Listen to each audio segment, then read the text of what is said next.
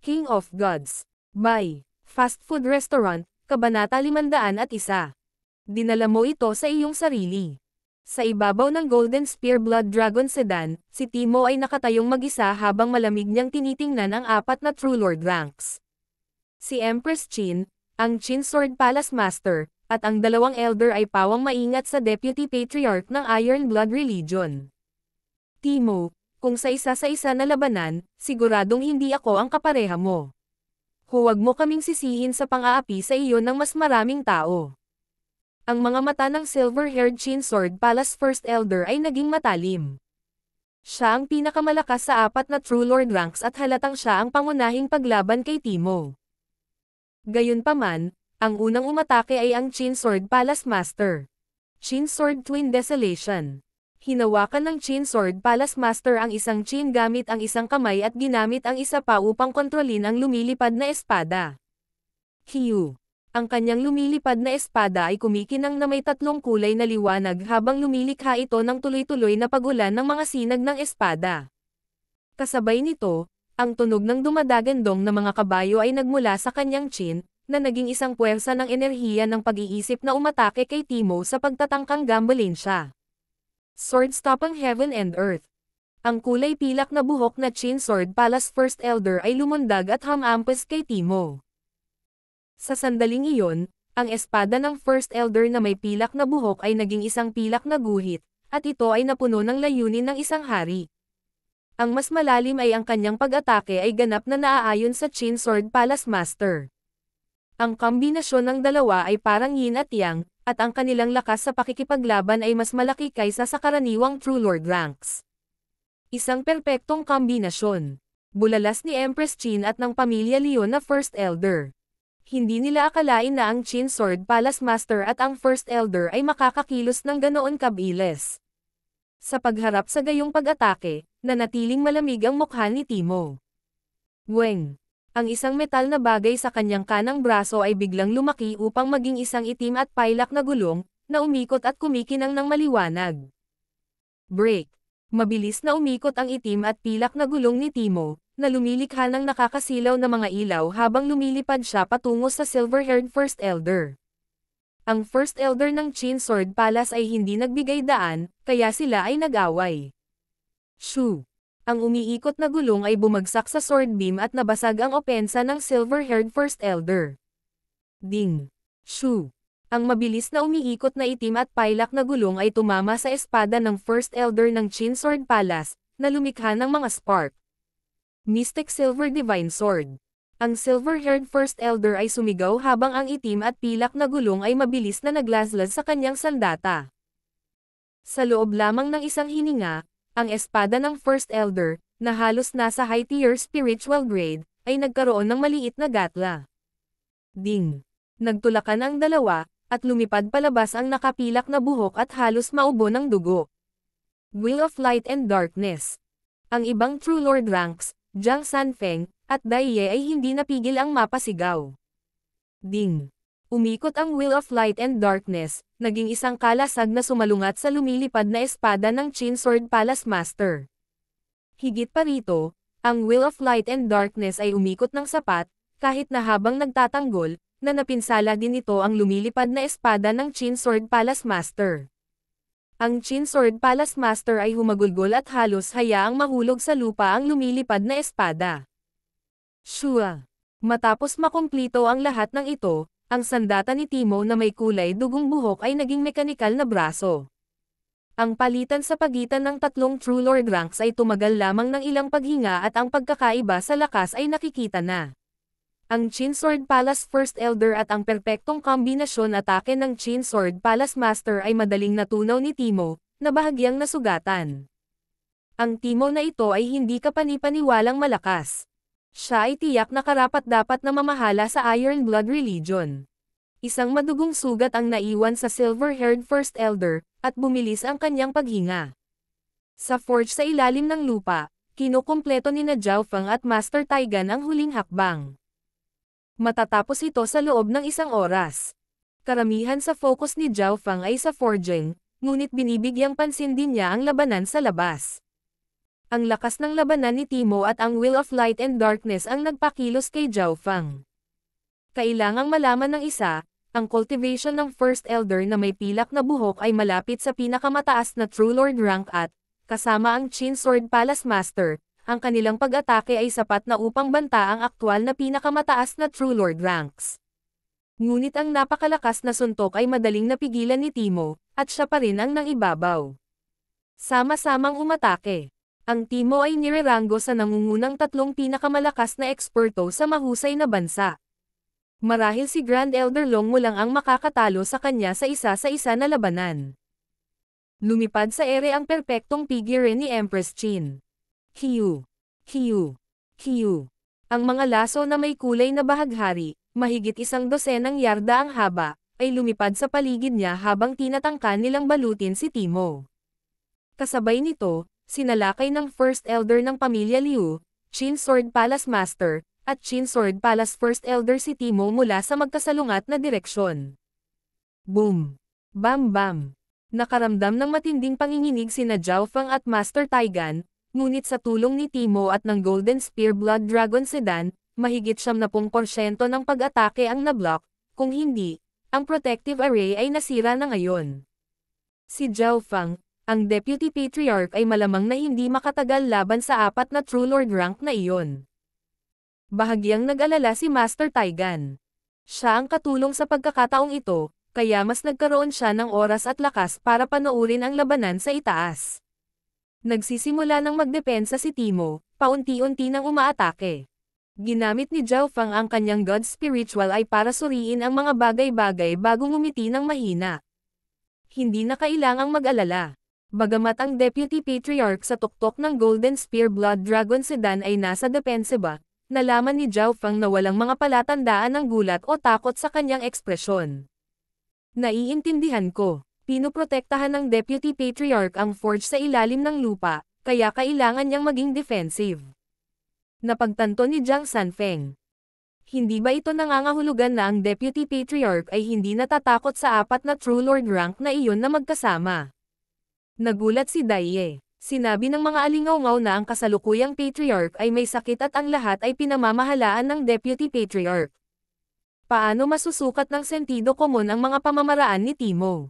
Siya ang pinuno ng Iron Blood Religion, na nakipaglaban sa mga Imperial, sa pamilyang Liu, at sa Qin Sword Palace.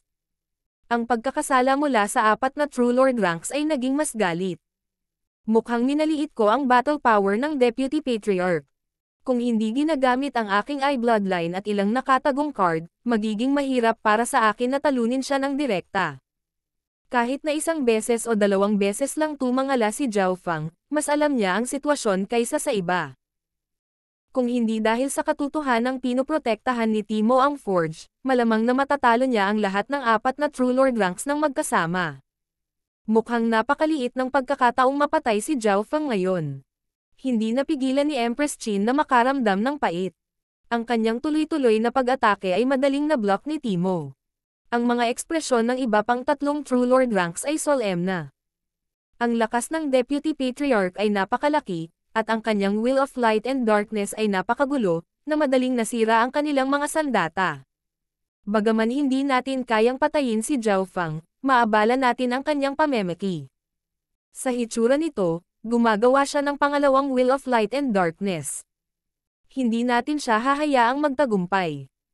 Ang Qin Sword Palace Master ay nagngangalit ang kanyang mga ngipin at sinabing hindi sinasadya.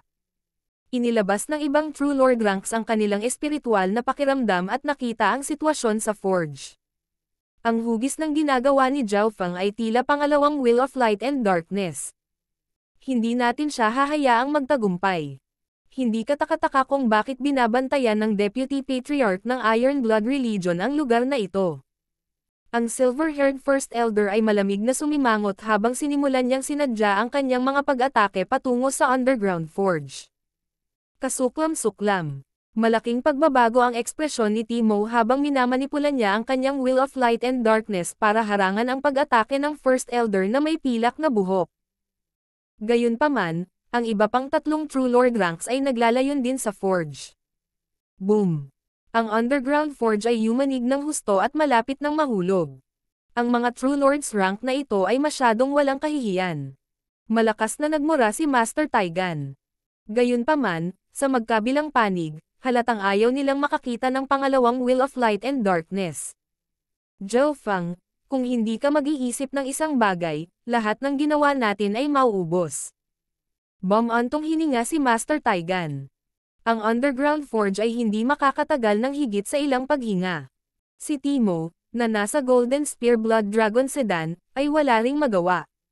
Bagamat hindi siya natakot sa 4 na True Lord ranks, hindi niya mapigilan ang natitirang kapangyarihan mula sa labanan na makaapekto sa Underground Forge. Higit pa rito, sinasadya ng kalaban ang Forge ngayon. Dinala mo ito sa iyong sarili.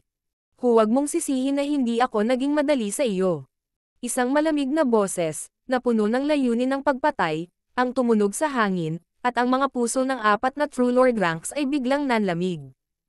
Iyan ang boses ng chapter leader. Bulalas ni Jiang Sanfeng at Daiye at tumangala. Shua. Isang asol na buhok na kabataan ang lumitaw na may bagzo ng hangin at kidlat sa itaas ng 4 na True Lord ranks. Zhao Feng. Kapansin-pansing nagbago ang ekspresyon ng lahat. Nagulat ngunit nang hinayang ang Deputy Patriarch. Nahinto ang proseso ng paggawa ni Zhao Feng. Si Empress Qin, ang Qin Sword Palace Master, at ang 2 pang True Lord ranks ay puno ng pagkabigla at pagkabahala. Nakita lang nila ang paggalaw ng Wind Lightning Yuan Qi. Si Zhao Feng ay tila naging bahagi ng hangin at pag-iilaw. Bilisan mong umatras.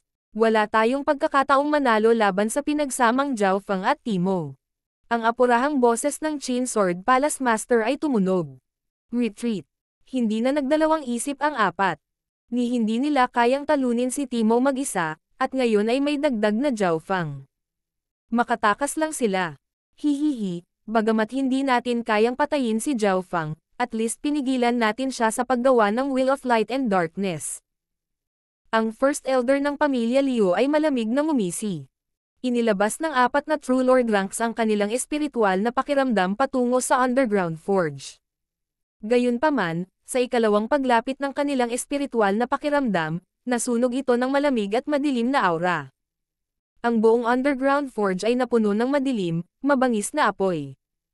Hindi lamang ang espiritual na pakiramdam ng 4 na True Lord ranks ay nabigo upang makita kung ano ang nangyayari, sila ay halos nasugatan. Natigilan sila. Anong uri ng nakakatakot na hindi kilalang pag-giral ang nasa loob ng Forge? King of Gods, Kabanata 502. Pagpatay. Ang nakakatakot na aura sa loob ng Underground Forge ay halos makapinsala sa espiritual na pandama ng 4 na True Lord ranks. Bumaling ang sitwasyon sa isang kisap mata. Wala na si Zhao Feng sa Forge. Siya ay lumitaw sa itaas ng 4 na True Lord ranks. Ang Underground Forge ay natatakpan ng isang layer ng madilim na ambon at walang makikita, na lubhang kakaiba. Ang ganoong bagay ay nangangailangan ng paglilinang ng kalahating hakbang na Origin Core Realm kahit man lang. Kapansin-pansing nagbago ang ekspresyon ni Empress Qin. Hindi niya maisip kung anong uri ng pag-giral ang nasa Forge. Napagtanto niya kung bakit sinabi sa kanya ng kanyang master na subukang lutisin ang alitan sa pagitan nila ni Zhao Feng. Umuwi ka dali.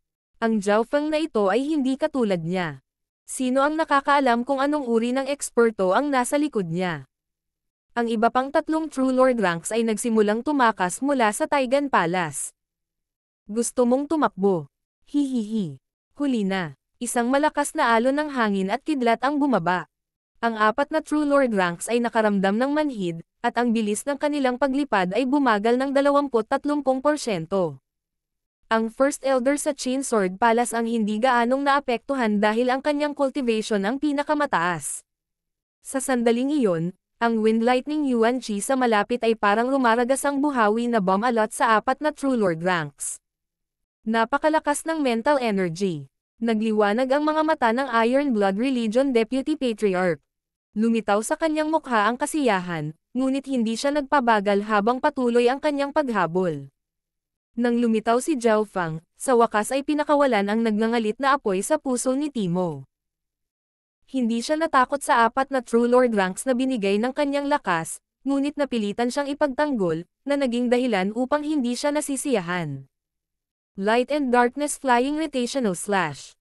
Ang Wheel of Light and Darkness ay nagsimulang bumilis nang ito ay naging isang kapansin-pansing umiikot na talam. Shoo! Ang blade form Wheel of Light and Darkness ay kumikislap sa hangin na parang kidlat. Arg! Ang First Elder ng pamilyang Liu, na lumipad lamang ng 100 yarda, ay naputol sa dalawa. Hindi niya akalain na ang Wheel of Light and Darkness ay may ganoong katagal. Dahil napilitan si Timo na ipagtanggol kanina, hindi nagamit ang marami sa kanyang kakayahan. Ngayong hindi na siya napigilan, agad niyang ipinakita sa lahat ang kanyang lakas at ang kapangyarihan ng Wheel of Light and Darkness. Kasabay nito, Wind Lightning Crackling Strike. Ang asol na buhok na figure ay kumislap sa hangin habang nabuo ang isang talom ng hangin at kidlat. Swoosh! Ang talom ng hangin at kidlat ay tumama sa hangin na may tunog ng kulog. Ang bilis at liksi ni Zhao Feng ang pinakamagaling sa mga True Lords na naroroon, at nagpakita siya sa likod ng Qin Sword Palace Master sa isang iglap. Huwag! Ang Qin Sword Palace Master ay sumigaw nang ang kanyang mukha ay pumuti at ang kanyang katawan ay nagsimulang maging manhid. Weng! Ang talom ng hangin at kidlat ay nagdulot ng isang mapanirang aura habang ito ay napunit sa kanyang depensa. Walang pagkakataon ang normal True Lord ranks na lumaban sa nakakatakot na bilis at malalakas na pag-atake ni Zhao Feng. Ang mukha ng Qin Sword Palace Master ay puno ng takot, at sa kanyang mga mata ay nagmamakaawa at walang magawa. Ang panghihinayang at pait ay lumitaw sa kanyang puso. Ngunit huli na ang lahat. Ikaw ang nagdala nito sa sarili mo. Isang malamig na boses ang tumunog habang ang talom ng hangin at kidlat ay sumabog, at ang pagsigaw ng Qin Sword Palace Master ay biglang tumigil. Sa dalawang maikling paghinga lang, namatay ang Qin Sword Palace Master at ang First Elder ng pamilyang Liu. Dalawang True Lord ranks ang namatay ng sabay. Si Jiang Sanfeng at ang mga manunood sa loob ng Taigan Palace ay napuno ng pananabik at kumulo ang kanilang dugo. Magkasabay na umatake sina Zhao Feng at Timo, sabay na pinatay ang kanilang mga target. Ang dalawang True Lord ranks ay napaungol ng sabay. Matapos tapusin ang kanilang mga kalaban, sina Zhao Feng at Timo ay nagpalitan ng tingin ng may ngiti. Napuno ng saya si Timo. Hindi lamang ligtas na nakabalik si Zhao Feng mula sa mana, ang kanyang lakas ay nasa napakataas na antas. Mula sa kanyang mga pamamaraan ngayon, ang lakas ni Zhao Feng ay tila hindi gaanong naiiba kay Timo. Higit pa rito, maaaring hindi ito ang kanyang buong lakas. Sobrang bilis. Parehong namatay ang Qin Sword Palace Master at ang pamilyang Liu First Elder. Tumakbo ka. Ang lakas ng Zhao Feng na ito ay umabot na sa isang nakakatakot na antas pagkatapos bumalik. Nagulat si Empress Qin at ang First Elder ng Qin Sword Palace, at sinunog nila ang kanilang True Spirit Chi halos kasabay ng pagtakbo nila. Dalawang figure ang lumipad patungo sa mga ulap at malamig na tumingin sa kanila si Zhao Feng. Ang kanyang kaliwang mata ay nakatutok sa Qin Sword Palace First Elder. Patayin muna ang Qin Sword Palace First Elder. Boses ni Timo. Ang kanyang mga iniisip ay eksaktong kapareho ng kay Zhao Feng. Siyempre, iba ang kanilang panimulang punto. Ang dahilan kung bakit gustong patayin ni Timo ang First Elder ng Qin Sword Palace ay dahil sa epektong may dudulot nito sa Canopy Great Country. Ang Qin Sword Palace ay isa sa 8 pangunahing puwersa ng Canopy Great Country at mayroon itong 2 True Lord ranks. Ang unang Elder ng Qin Sword Palace ay halos naabot na ang pinakamataas na True Lord rank. Kapag siya ay nakalusot, ang kanyang lakas ay makakahabol sa Deputy Patriarch. Sa oras na iyon, siya ay magiging isang malaking banta. Ang Qin Sword Palace Master ay patay na. Kung papatayin din natin ang Qin Sword Palace First Elder, ang Qin Sword Palace ay wala ng mga True Lord ranks. Parang isang hukbo na nawawalan ng general. Naantig si Timo. Ang pagpatay sa Qin Sword Palace First Elder ay maaaring magwatak-watak sa isa sa 8 dakilang puwersa. Kadalasan, mababa ang posibilidad na mapatay ang First Elder ng Qin Sword Palace, dahil kung gusto niyang tumakbo, walang magagawa si Timo para pigilan siya. Gayunpaman, kasama ang kasanayan sa bilis na si Zhao Feng dito, may pag-asa na patayin ang First Elder ngayon. Eye of Ice Soul. Ang kaliwang mata ni Zhao Feng ay biglang naging asol na nakakapanghina ng buto at nakakulong sa First Elder. Naramdaman ng First Elder ng Qin Sword Palace na nanlamig ang kanyang katawan, at maging ang kanyang pag-iisip ay bumagal. Ang kanyang bilis ay lubhang nabawasan. Ano ang nangyayari? Bulalas ng First Elder ng Qin Sword Palace. Ang kanyang reflexes at bilis ay nabawasan ng husto. Hindi nagtagal ay napagtanto niya na nakakulong siya sa linya ng dugo ni Zhao Fang, ngunit kahit alam niya iyon, wala siyang magagawa tungkol dito. Hahaha. Magandang trabaho, Zhao Fang. Tumawa si Timo habang nakapikit gamit ang kanyang Will of Light and Darkness.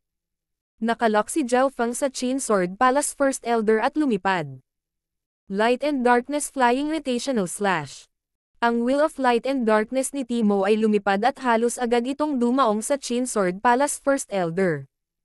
Hindi nakaiwas ang First Elder dahil ikinulong siya ng Eye of Ice Soul, kaya kinailangan niyang sunugin ang kanyang True Spirit Chi para harangan ito. Wow! Nag-iwan ng malalim na pinsala ang gulong na dumiretso sa buto habang tumalsik ang dugo sa kanyang buong katawan. Shua! Pagkatapos ay dumating ang isang asol na buhok na kabataan sa likod ng Qin Sword Palace First Elder na may walang katulad na bilis. Shu! Hawak ni Zhao Fang ang isang talam na gawa sa hangin at kidlat na walang ekspresyon niyang sinaksak patungo sa likod ng First Elder. Whoosh! Sinubukan ng First Elder ng Qin Sword Palace ang kanyang makakaya upang makaiwas, ngunit ang isa sa kanyang mga braso ay naputol ng talam ng hangin at kidlat. Sa pinagsamang pagsisikap ni Zhao Fang at ng Deputy Patriarch, ang First Elder ng Qin Sword Palace ay hindi nakatiis at napatay sa 2 galaw lamang. Mahusay. Maayos naman ang takbo nito. Bakas sa mukha ni Timo ang saya. Pagkatapos ng lahat, ang pagtatanim ng Qin Sword Palace First Elder ay malapit sa pinakamataas na True Lord rank, kaya kung gusto niyang tumakbo, mahirap siyang patayin. Bigla niyang napagtanto na minamaliit niya ang lakas at eye bloodline ni Zhao Fang. Sa katotohanan, ang First Elder ng Qin Sword Palace ay nahatulan ng kamatayan sa sandaling binuksan ni Zhao Fang ang kanyang eye bloodline, kahit na walang ginawa si Timo. Walang ekspresyon si Zhao Fang habang pinatay nila ang First Elder ng Qin Sword Palace. Nagbalik sa normal ang kanyang eye bloodline at tila hindi siya nabigla. Hindi maiwasan ni Timo na tumingin kay Zhao Fang ng malalim. Matapos makilala si Zhao Fang sa pagkakataong ito, kahit na hindi niya lubos na makita ang bagong napakahusay na kamanghamanghang henyo na ito. Shua! Biglang may naalala si Zhao Fang. Ang kanyang ekspresyon ay nagbago ng husto habang siya ay nawala sa isang iglap. Makalipas ang ilang hininga, may arko ng kidlat, lumitaw si Zhao Fang sa underground forge. Ang forge ay natatakpan pa rin ng madilim na ambon na maaaring humadlang sa pagtuklas ng True Lord ranks. Nagulat si Master Taigan. Pakiramdam niya ay nahihirapan siyang huminga, at halos hindi na siya makahinga na pamahalaan upang makita ang isang balangkas na may 2 pulang apoy para sa mga mata. Ang Will of Light and Darkness ay lumutang sa harap ng kalansay. Master, magpahinga ka na. Nag-aral ako ng forging for hundreds of years, mas magaling ako kaysa sa mga normal na master ng panday. Kinukumpleto ng Skeletal Division Leader ang huling hakbang para sa Will of Light and Darkness. Bahagyang tumango si Zhao Fang. Bagamat maaaring hindi alam ng Skeletal Division Leader ang mga blueprint at hindi talaga makumplito ang huling hakbang na ito, hindi mahirap para dito na panatilihin ang kasalukuyang estado. Kailangang malaman ng isa, ang Skeletal Division Leader ay isang sovereign sa tuktok nito. Ang karanasan at kaalaman nito ay higit na nalampasan sina Zhao Fang at Master Taigan. Panatilihin ang estado na iyon ng ilang sandali. Sabi ni Zhao Fang habang siya ay nawala muli sa forge. Ilang sandali pa, Q.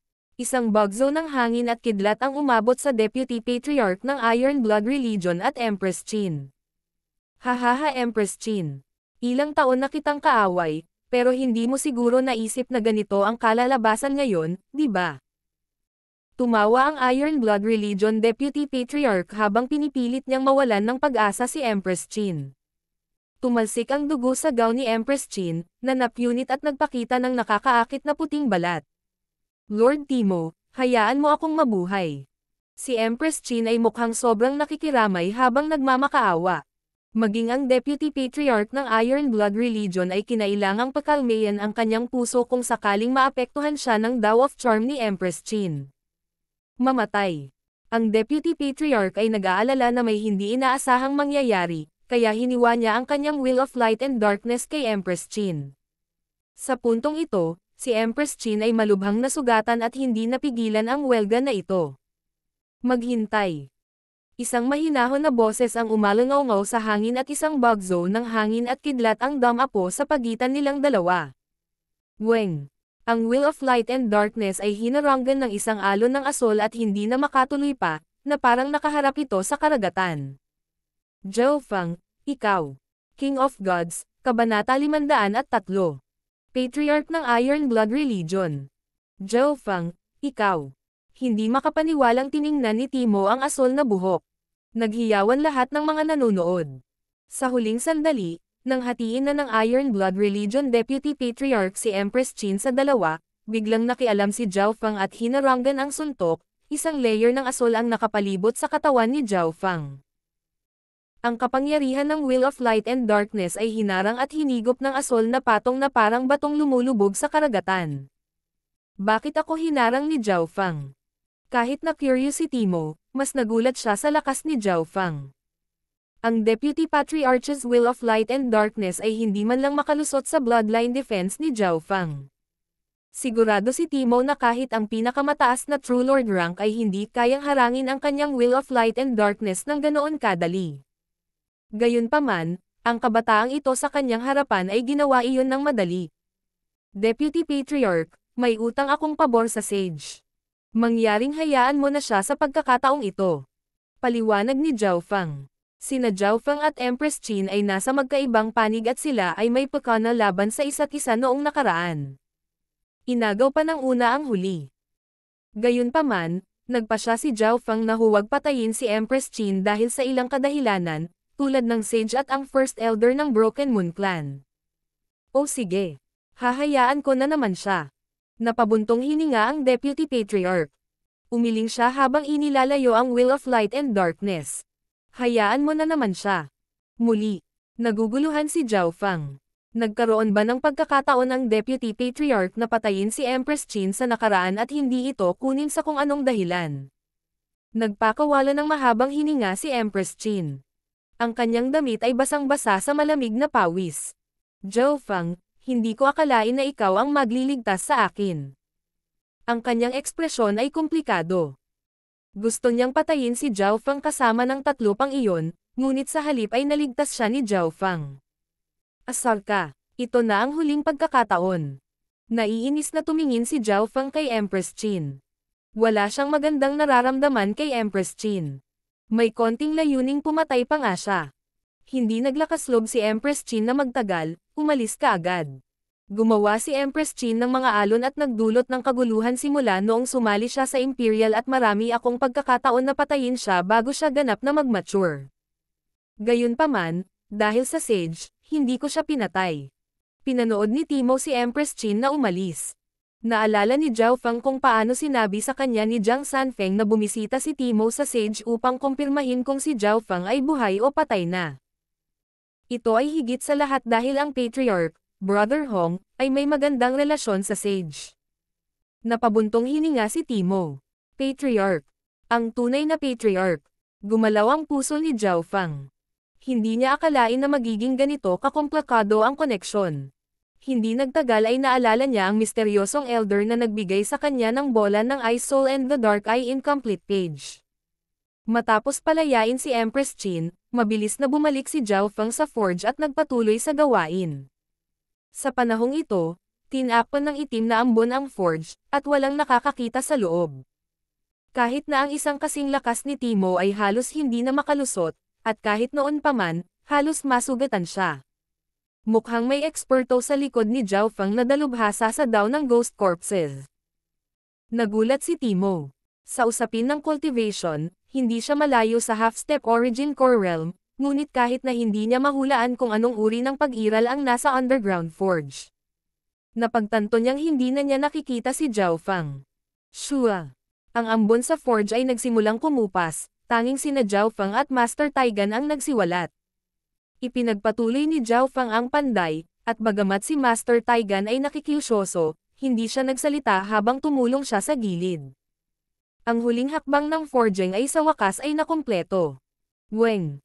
Isang silver and azure wheel na kumikinang sa kidlat ang kumapit sa braso ni Zhao Feng at nagsimulang umikot.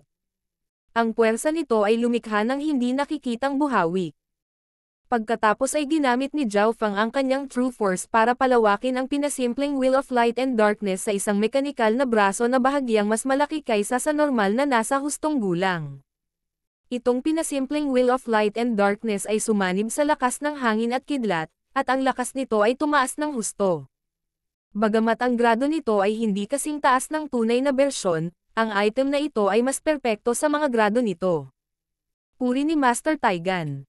Hindi napigilan ni Timo na subukan ito. Maaari itong lumikha ng malalakas na pag-atake gamit ang pinakamaliit na halaga ng True Force, at mayroon itong bilis at pagkasira ng hangin at kidlat. Ang kapangyarihan nito ay higit pa sa parehong antas ng mga bagay. May inggit sa kanyang mga salita. Kung hindi dahil sa katotohanan na ang kanyang cultivation ay umabot sa pinakamataas na True Lord rank at ang grado ng pinasimpleng Wheel of Light and Darkness ay hindi sapat na mataas, maging siya ay magagalaw na bilhin ito. Pinaplano kong ibigay ito sa isang tao sa cloud area. Sabi ni Zhao Feng. Ngumiti si Timo. Pumayag siya at tiniyak na ang mga eksperto ng Iron Blood Religion ang personal na maghahatid nito sa First Elder ng Broken Moon Clan. Binigay ni Zhao Feng ang pinasimpleng Wheel of Light and Darkness at nagpakawala ng hininga. Isa sa kanyang mga gawain ay ang paggawa ng Wheel of Light and Darkness na ito para sa kanyang master at sa wakas ay kumpleto na ito. Sa parehong gabi, lumipad sa himpapawid ang Golden Spear Blood Dragon Sedan. Medyo maluwang ang sedan, at nandoon lahat sina Zhao Feng, Jiang Sanfeng, at Dai Ye. Zhao Feng, hindi ka lang nakabalik sa kontinente ng ligtas, lumakas din ang iyong lakas. Napabuntong hininga ang Deputy Patriarch at inisip ang nakaraan. Nang marinig ito, sina Jiang Sanfeng at Dai Ye ay parehong nagkaroon ng parehong pakiramdam. 1.5 taon na ang nakalilipas, si Zhao Feng ay isang kabataan lamang sa kanilang antas, ngunit ngayon ang lakas ni Zhao Feng ay maihahambing sa Deputy Patriarch. Higit pa rito, si Zhao Feng ay isa sa nakababatang henerasyon. Ang kanyang kinabukasan ay hindi nasusukat. Habang sila ay nagsasalita, ang Deputy Patriarch ay nag-usisa din tungkol sa hindi kilalang mana. Binuod ni Zhao Feng ang sitwasyon sa Purple Saint Ruins, ngunit hindi niya binanggit na minana ni Zhao Yufei ang lugar. Ang Purple Saint Ruins ay may mga henyo mula sa 3 two-star sects. Ang isa sa kanila ay 2.5 bituin. Natigilan si Timo. Ang nagpabuntong hininga sa kanya sa paghanga ay si Zhao Feng ay nakaligtas sa kapaligirang iyon at nakatanggap pa ng mana. Sinakop din ni Zhao Feng ang kanyang mana, sinabi lamang na nagmula ito sa isang eksperto sa Void God Realm. Void God Realm, iyon ang minimum na kinakailangan para sa isang 2-star sect. May pananabik sa ekspresyon ni Timo. Kahit na ang normal na Void God Realms ay isang alamat sa kontinenteng ito. Makalipas ang ilang araw, bumalik ang Golden Spear Blood Dragon Sedan sa pangunahing punong tanggapan ng Iron Blood Religion. Deputy Patriarch, may regalo ako. Biglang sabi ni Zhao Feng habang naglalabas siya ng misteryosong patak ng berdeng likido mula sa dark green na lang. Nanliit ang mga mag-aaral ng Deputy Patriarch at agad siyang napabulalas. Iyan ba ang Elixir of Life? Ang misteryosong berdeng likido ay nagradiated ng isang purong aura ng buhay, at naglalaman pa ito ng aura ng kakanyahan ng buhay. Tama, ito ang Elixir of Life. Ngumiti si Zhao Feng. Matapos ibigay ang dropout na ito, mayroon pa siyang natitira. Elixir of Life. Mahusay. Zhao Feng, hindi ko alam kung paano ka pasasalamatan. Ang Deputy Patriarch ay labis na nasasabik at hindi makapagsalita. Malinaw na ang Elixir of Life ay masyadong mahalaga sa Deputy Patriarch at sa Iron Blood Religion. Deputy Patriarch, mangyaring ibigay itong Elixir of Life sa Patriarch bilang pasasalamat sa araw na iyon. Kumikislap ang mga mata ni Zhao Feng habang nagsasalita siya. Nahulaan niya na ang misteryosong elder na nakita niya noon pa man ay ang tunay na Patriarch ng Iron Blood Religion. Ngumiti si Timo. Zhao Feng, tama ka. Ang taong nakita mo noong araw na iyon ay ang Patriarch ng Iron Blood Religion. Pagkatapos sumagot, inakay ni Timo si Zhao Feng papunta sa palasyo sa ilalim ng lupa. Ito ang pangalawang beses na pumunta dito si Zhao Feng. Nakahiga sa kama ang isang matanda na makapal ang kilay. Tuyo na ang balat niya at walang bakas ng buhay mula sa kanya, para siyang patay na. Brother Hong, nandito na ako. Mabilis na lumapit si Timo sa tabi ng kama. Dahan-daang iminulat ng makapal na kilay ang kanyang mga mata at nagsalita sa mahinang boses. Hindi ako mabubuhay ng matagal sa ganitong estado. Huwag mo akong pakialaman kung walang importanteng bagay. Nang imulat ng makapal na kilay na elder ang kanyang mga mata, nakaramdam si Zhao Feng ng hindi maarak na enerhiya sa pag-iisip. Brother Hong, tingnan mo. Tumawa si Timo at marahang itinaas ang kamay. Ang makapal na kilay na elder ay tumingin ng malapitan at ang kanyang mga mata ay tila nagbibigay ng banal na liwanag. Elixir of Life. Sa sandaling ito, ang makapal na kilay na aura ng matanda ay pinakawalan, at ang kanyang mental energy aura ay tila sumasalamin sa kalawakan. Pakiramdam ni Zhao Feng ay pinigilan. Wala pang nakapagbigay sa kanya ng ganoong pakiramdam noon mula nang bumalik sa Azure Flower Continent. Ang tanging bahagyang nakagawa nito ay si Lu Tianyi, at ang Skeletal Division Leader noong ginamit nito ang lihim na pamamaraan nito. Gayunpaman, kahit na ang dalawang iyon ay hindi maikukumpara sa taong ito. Habang nag-iisip si Zhao Feng, nilunok na ng makapal na kilay na elder ang Elixir of Life. Nagsisimula nang umikot ang kanyang tuyong balat, maputlang mukha, at mahinang aura. Ito ay katulad ng sandali bago namatay ang isang matanda. Sila ay magiging bata at puno ng enerhiya. Gayunpaman, ang nangyayari ngayon ay hindi panandalian. Ito ay totoo.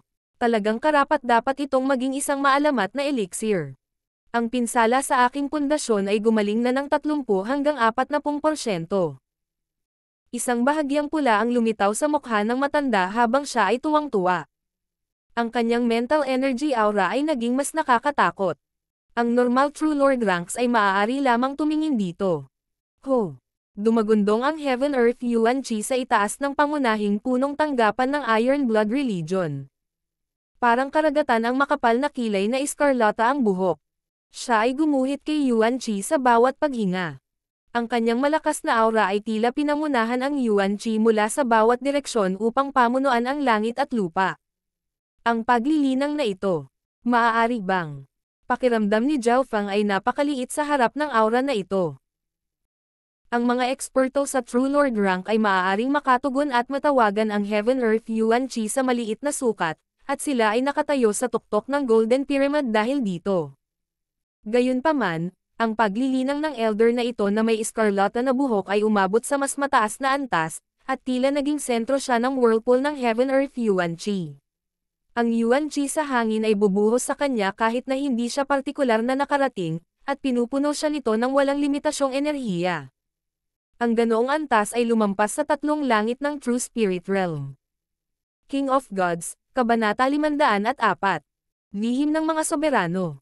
Sa palasyo sa ilalim ng lupa, si Zhao Feng ay nasa gitna ng isang magulong buhawi, at naramdaman niya ang pressure ng Heaven Earth Yuan Chi na sumisigaw.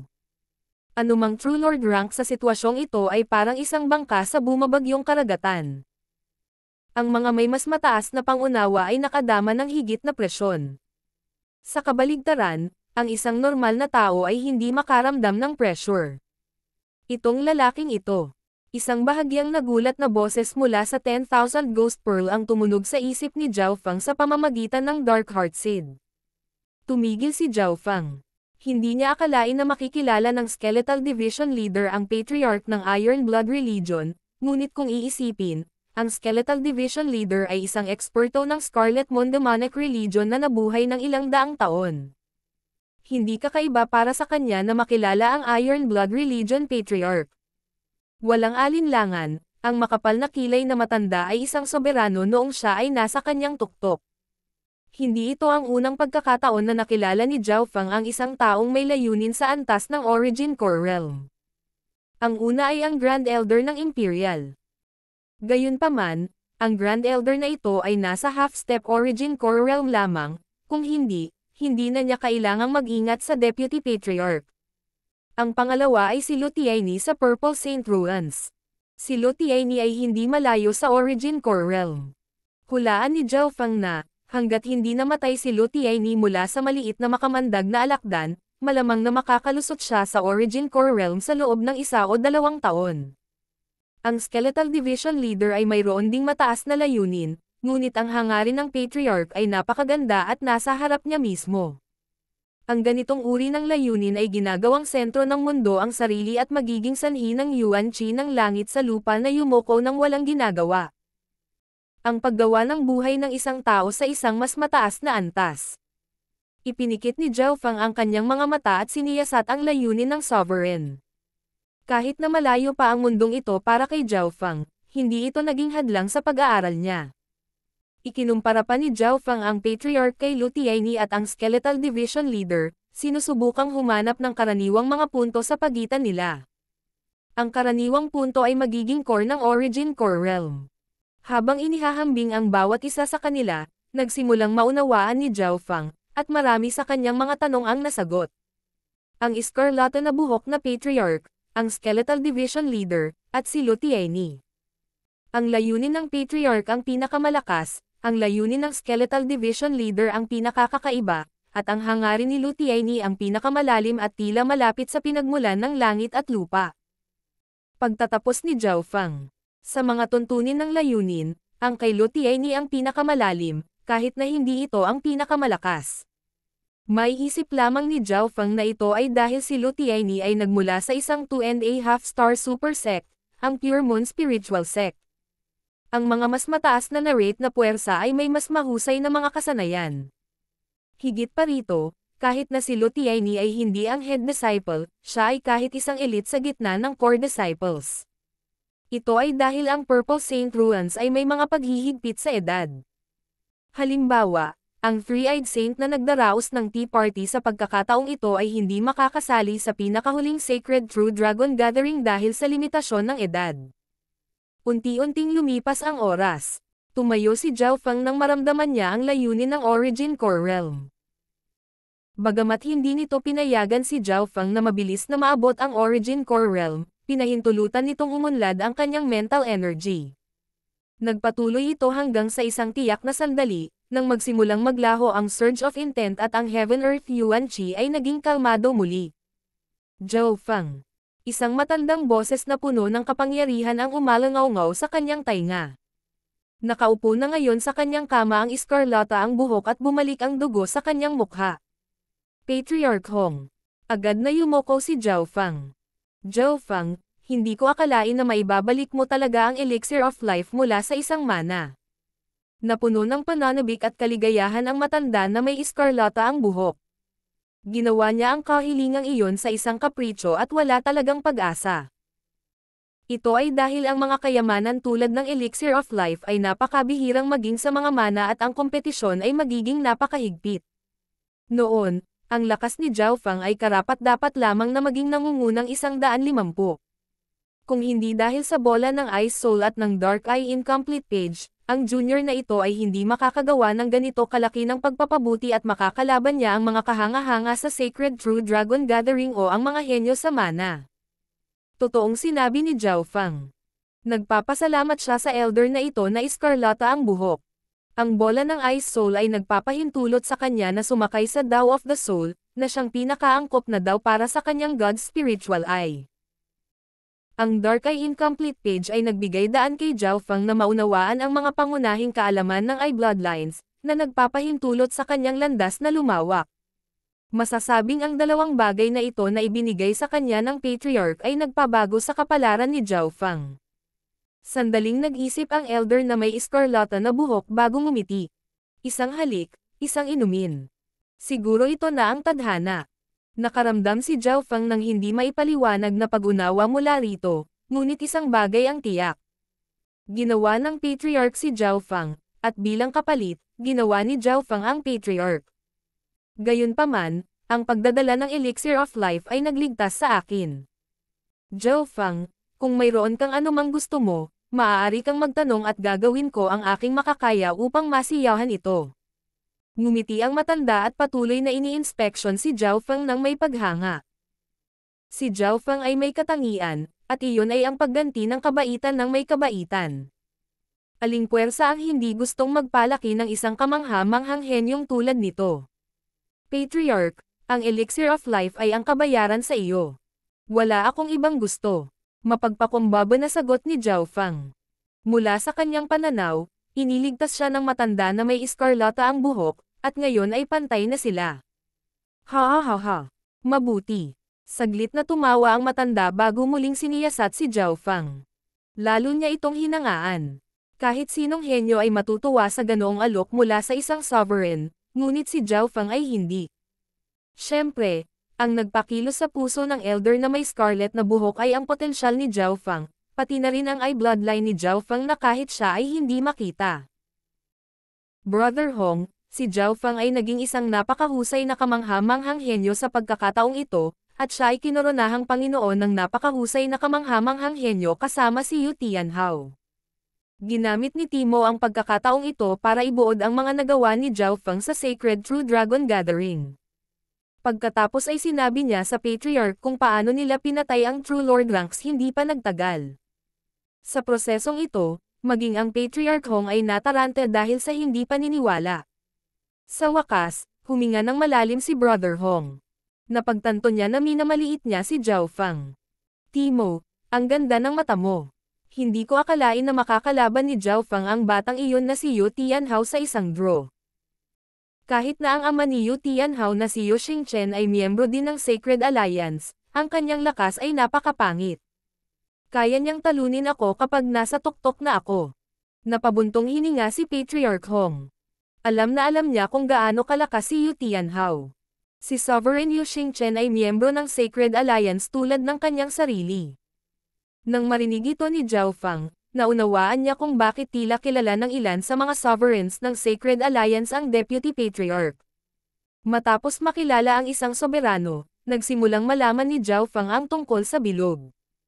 Ang Sacred Alliance ay isang organisasyon na binuo ng isang grupo ng mga sovereigns na nagpasya sa kapalaran ng kontinente. Malaki ang naging papel nito sa pagtalo sa Scarlet Moon Demonic Religion. Brother Hong, ngayong nakabalik ka na, at ang lakas ni Zhao Fang ay hindi mas mahina kaysa sa akin, ang Canopy Great Country ay magiging atin. Pagmamalaki ni Timo. Aling puwersa sa Canopy Great Country ang makakapidyo sa isang sovereign at dalawang True Lord ranks na maihahambing sa isang normal na half-step na Origin Core Realm. Masyadong mahaba ang tulog ko, kaya malamang na kailangan ko ng 1 o 2 taon bago ako makarecover sa aking peak state. Malalim na sabi ni Patriarch Hong. Naningkit ang mga mata ni Zhao Fang. Ang kasalukuyang estado ni Patriarch Hong ay hindi mas malakas kaysa sa Skeletal Division Leader sa Kastilyo. Ang kasalukuyang misyon ay para sa Patriarch na makabawi muna.